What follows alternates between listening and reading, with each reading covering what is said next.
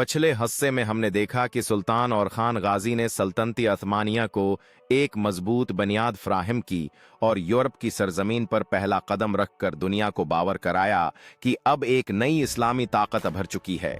आज हम बात करेंगे उस्मानी सुल्तान मुराद अव्वल के दौर की, एक ऐसा हुक्मरान जिसने यूरोप को हिलाकर रख दिया। सुल्तान मुराद अव्वल का अहद खासमसिन्नेई में और खान गाजी के इंतकाल के बाद उनका बेटा मुराद अव्वल तख्त नशीन हुआ।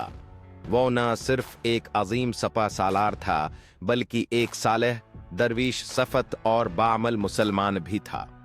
इसके दौर में सल्तनत अतमानिया को सल्तनत आज़मी बनाने की बुनियाद पड़ी।